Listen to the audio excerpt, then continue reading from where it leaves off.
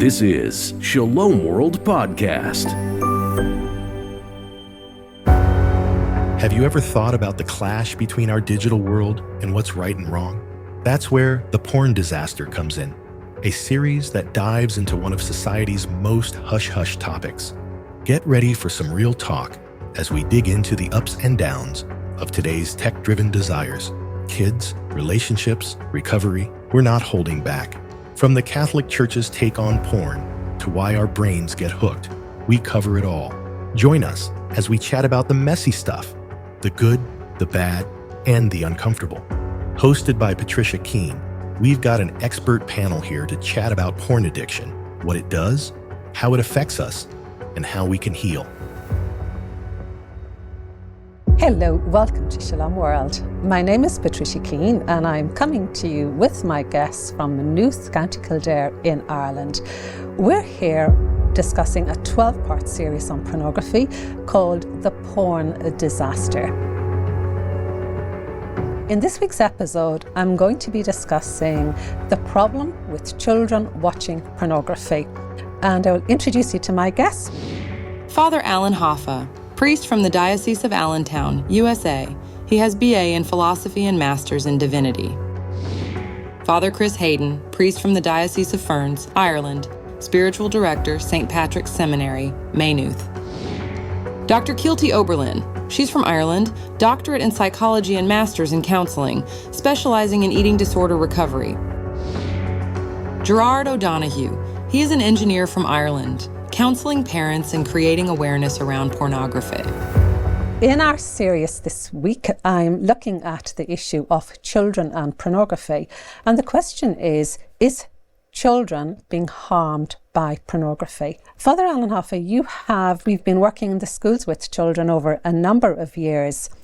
And what is it about children having access to pornography? One of the big things we see is that's very striking to parents and adults in general is the first common age of exposure for a child to pornography is 8 to 9 years old. One of the things that I'm sure Kielty can speak on later is the fact that the brain of a child can't process all that's happening in that moment. When you look at 12 to 17-year-olds, this is the biggest group that is using pornography on the internet. And when you look at the percentages, and this is not just a male situation, this affects both males and females. When it's 92% of boys and 63% of girls see hardcore pornography by the time that they're 18, its availability is getting into the lives of our children at a very young age, and it continues on that by the time that they're getting to young adulthood, it has been such a part of their life that it becomes normalized, and they may not even be able to see the destructive nature of what's going on in their lives. Father Chris, there is an issue here in this country. It's not the only country where children are watching pornography at a much younger age, and there's a silence around that. You want to come in on the risk of pornography, children watching pornography, and the silence. Yeah, I think some of the silence is rooted in denial, some of it is rooted in a sort of inevitability. I mean, what Father Alan was saying a moment ago, it's not a pretty picture. Mm-hmm. And we can end up thinking, well, look, the genie is out of the bottle and we're closing the stable door after the horse is bolted, or whatever analogy you like, but it sounds like we really are up against it. We need to work hard against this myth of inevitability, and we have very good precedent for trying to do that. If you go back to one very shrewd commentator has described pornography as the new tobacco, and she wasn't making a parallel between porn and tobacco as such. She was saying that the point she was making was that some decades ago, there were cartloads of medical, clinical evidence coming in regarding the harm, the objective harm of smoking. But public opinion was lagging far behind. It was still cool, it was still fashionable. And then gradually, because of a sustained campaign of public awareness, public opinion has caught up. And we know that smoking is harmful. Now, the stuff is rolling in, the clinical, the pastoral facts are there in abundance regarding the harm, the objective, serious harm of pornography, but public opinion is still lagging behind. And we can be optimistic that just as in the case of tobacco, public opinion will catch up. But how much damage will be done before that happens? So, we need to outgrow certain cultural assumptions. For example, the assumption that restrictions of any kind are unwarranted. We are going to need restrictions in this phase in a phase of the sexual revolution, where it seems to be becoming okay for children's innocence to be comprehensively discarded. We need to start really outgrowing the assumption that there's anything okay about not restricting access, not restricting platforms and so on. So yes, our work is cut out for us, but let's beware of some assumptions. The assumption of inevitability, the cultural assumption that restriction is only and ever a bad thing. And there are other assumptions we could go into, but there are certainly two good ones to start with. I think as you bring up that word assumption, it leads me to talk about the 5 A's that are connected to this issue of pornography. It's accepted in society, it's accessible, it's aggressive, it's affordable, and it's anonymous. When you look at those areas right there, those 5 A's, it speaks to why there does need to be that cultural understanding, that cultural sensitivity, and why a response is needed. The anonymity piece, the affordability piece, but the fact that it is being, and it's accessible, but the fact that it's being accepted in society, that also is one of those things that hasn't history shown us, that when we've gone and seen these markers and when we've accepted it, we have so much harm to pay for later on, younger generations and older generations. And so the need to protect our children, especially because how affordable, acceptable, all of those things, it's making it so available to them. And this is why responses such like this are so necessary. As a clinician, I have seen hundreds of clients over the years, and I really thought that we were beyond the whole issue of being afraid to talk about sexual abuse. Okay, it's more open. The issue of sexual abuse and speaking about it is more open. And Kielty, you're listening to this on a continuous basis also. But we went through all of this back in the 70s and 80s, starting in the 60s, where all the sexual abuse was covered up. Now, what I want to know is, why is there silence about children watching pornography? What's feeding that? What are we going to look at a situation in 15 years' time where we have another sleuth of allegations and lawsuits that children were not protected in the right places? So what's feeding the silence? It's I spoke to you about this off air a couple of days ago because I couldn't get it in. I couldn't understand why there's silence, so much silence about it. It's like as if the whole thing is a great big nuisance. Go away, leave me alone, I don't want to talk about it.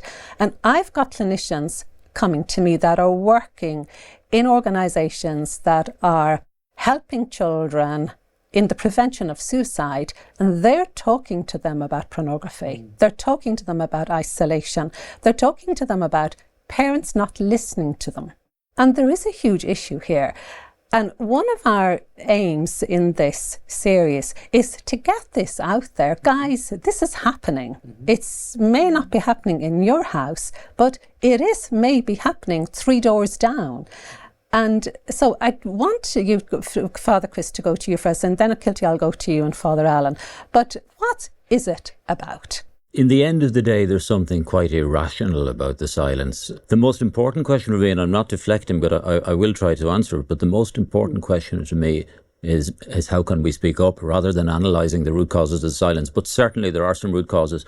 One of them in Ireland that I'm obviously most familiar with from a pastoral point of view, we labour under this impression of the terrible, severe harshness of the past.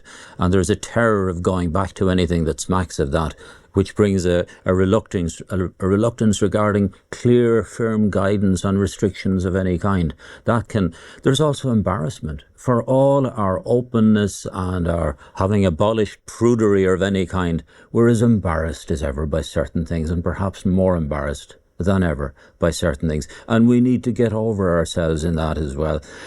And I think perhaps most importantly of all, we don't have, as a society, we don't have an agreed framework for understanding human sexuality. We did have, it was largely a Judeo-Christian one, broadly speaking, but we no longer have that, and we haven't replaced it with anything, and we're looking at a free-for-all, and we're kind of, I think, buckling under the weight of that absence. We don't have a clear set of guiding principles to offer to our children for their happiness and their flourishing.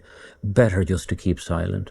And I think the silence it'll have to fall, but my question is, after how much suffering and how much damage, I'm not entirely sure what's at the deepest root of the silence, but we have to be speaking up. Another thing is really, if you go back to the experience of the Catholic Church when it came to, predatory abuse by clergy, that was a horrible sin and crime and did untold damage. But what compounded it all was subsequent silence regarding individual abusers, and that's been seen in the analysis as more and more facts emerged over the years.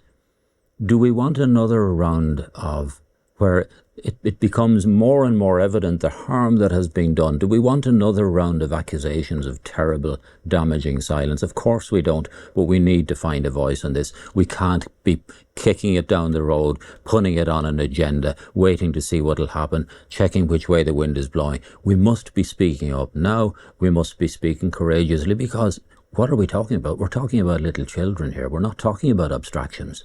The little children are all of our futures. If the minds of little children are bent at such an early age, are they ever going to reach their full development? Kielty, you might come in on that, because it is what porn does to children. First of all, it terrifies them.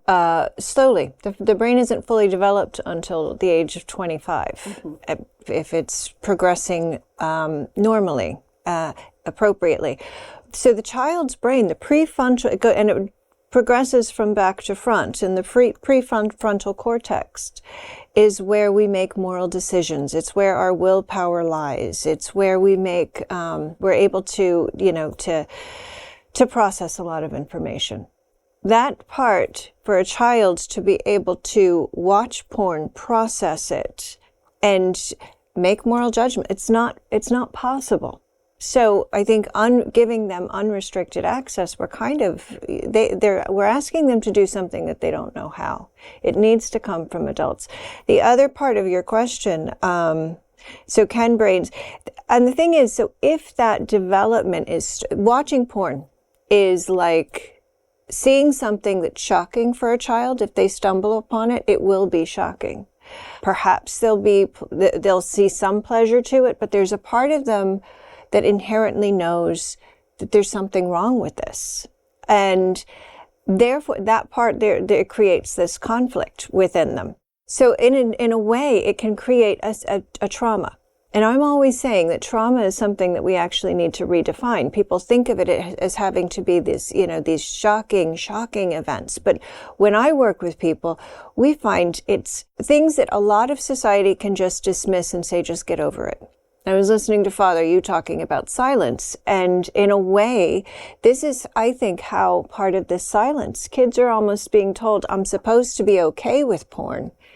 That acceptability. Porn is okay, so I should get over this. So it's creating more an inability. And frankly, at that age, they don't have the language to process what did I just see. They need adults to step in. So we've got all of these factors. The thing is, as well as that, we do not have longitudinal studies that are able to take this pocket of children that have been exposed at a young age and see what happens over time. We've got the beginnings of longitudinal studies, but we don't have long-term. So what we are seeing is some inkling that children's brains are getting stunted, and how do we get that brain growth back over time? Patricia, just to come back to Father Chris's point about the silence, I think there's a number of factors. I think parents are compromised. Parents have been suffered from peer pressure. They've given their children a smartphone. So we all know that really the phone is an app on this computer. It's a computer is what you've given. You've given them a browsing, a piece of technology that can browse anything, really. So parents are now culpable, and they know it at the back of my mind. I've given my daughter or son a phone, and yes, they could be looking at porn, but they're nice. My son and daughter, they're nice. They won't do that. I mean, so they are compromised. The other thing too is that we live in a modern age that unless you're an expert, keep quiet. What do you know? You're only a parent. Oh, you're only a priest. You're not an expert in this unless we've got a PhD or we're in counselling services, etc. How do you know? You're not an expert. And that goes across not just this topic. The other thing, public meetings. If you take, say, the school setting, there aren't public meetings anymore. It's done on Zoom or whatever, but before you had a forum. You don't have that forum anymore. And at least when someone would speak up, others would say, she's making a good point or he's making a good point, So, and you had an opportunity to question teachers or whoever is bringing in these issues. So the cancel culture, social media, it's very, very effective. Get back in your box. We have never heard as much about sex in the last 25 years as what we've been hearing. Never in the history of mankind has sex been talked about so much. And it's talked about so freely and so openly, and it's there's nothing spared about sex. There's nothing spared about positions, how often, devices, but yet we have this silence about pornography. In fact, we do have a silence about sex. It's all about plumbing, it's all about mechanics and appendages and yada, yada, yada, but it's nothing about meaning. It's nothing about anything of significance. It's nothing about lasting truths. It's nothing about, there's one wonderful philosopher says that sex, what's different about it as a human, an area of human life is that it is, quote unquote, essentially deep. And there's a trivialization of it. We don't let go of guidelines, of truths, of meanings, because in this cultural moment we see specific truths and guidelines and meanings as kind of inherently oppressive. How dare you tell me what to do? I'll decide for myself. I'm self-creating. But when that philosophy does not work at the level of society, it doesn't result in a generation of well-adjusted, contented young people who can grow up to find love and commitment and flourish and give themselves in love to their spouse and their children. And so the weight of cultural stuff we're against is very impressive. And yet we are speaking up. We haven't gone away. Our voice will be heard. But what needs to continue to trouble people like ourselves is how much damage is being done meanwhile. We're not going to let go of this. We're not going away. But how much damage, how much harm, how much hurt, how much suffering? And that should trouble us. And it should make us not fatalistic, but urgent. Because really, this is enormous. This is big. Really, what Father was describing there is what we often term as a sexual utilitarian philosophy, just the utility of my body. But going back to this whole issue of wrapping it together with parents and with silence and the reality of the effect of children, one of the things that I find myself talking to parents about is the reality of how they communicate with their children on this level. One, parents need to be educated, which is why it's good that we're doing this. Because a lot of times parents can feel intimidated that they don't have the tools to be able to address it because they don't have the PhD. But and from a faith perspective, at their baptism, we've charged them with being the first teachers, the educators of their children, not only in the ways of faith, but just in life. That's what it means to be a parent. But they have to equip themselves. They also have to know that they can address this problem with their children, even if they are struggling within themselves. And that's the generation of parents that we're gaining, that they are now the ones who were first introduced to this when it was internet. It was before the smartphone, but now it's even more rampant and it's becoming a problem. But I always tell parents that talks about sexuality with your children cannot be just a once and done if it's done. It has to be a gradual process over the course of time that is about openness, is about honesty, and is about truth that happens so that a child knows, even at a young age, if they see a bad picture. This is why a lot of times we promote partnering with Defend Young Minds. It's a great resource for parents. They're on the front lines of what's on the internet as threats to children. And they have a book, Good Pictures, Bad Pictures Junior, 5 years old. Get your child to start understanding if they see something that they see as wrong, something that their brain just completely can't understand, say something to a parent. Here's another, and I've been accused maybe over the years of thinking outside of the box, but I think it's the more and more we need to do this. Let me ask you this question. If parents are allowing their children and are okay with their children viewing pornography, why do parents hide the marital act from their children? Because it's private, and it's supposed to involve love between two persons, not for the world to see. And a child is supposed to be raised along the way of having a proper integration of what my body is all about and how my body is supposed to interact with the bodies of others. We do so many things where we don't make connections, and we do things that are nonsensical. And so those nonsensical things need to be stopped, but also the connections that are made, that we're setting our children up for so much trauma in the future. And when people say, how did this happen? I can tell you how it happened. It's because we subjected them to things that they couldn't understand and process when they were young, because we didn't guide them through these discussions and through this maturation in their early lives. And now, by educating the parents, they have the opportunity to do that. Father Chris, who should be helping parents put together a program for teaching their children? Well, I certainly think the church has a very, very great deal to offer in terms of its pastoral experience. We need clinicians, we need psychologists, we need parents. What we don't need is a kind of an approach to pornography education that seems to be gathering momentum in some areas, that says, okay, it's inevitable that children will see it, so given that inevitability, what will we say to them about it? There's no sense of protection or defending vulnerable young there. It's just, this is going to happen. It's here to say, get over it. So what will we say subsequently? That's not good enough, I would say. So we need to, our pornography education needs to be premised on the idea that it is inherently bad and not inherently inevitable that children will see pornography. Let's not start from there. Let's start from how can we ensure that they don't? And in the event that they do, which of course it will happen, in the event that they do, what remedial action can we take? But let's not start with inevitability and base our whole educational approach on the idea that they will, or to the point where almost they must. We will be continuing in episode 4, children watching pornography. And who is the person that teaches them about pornography? Is it the teacher? Is it home?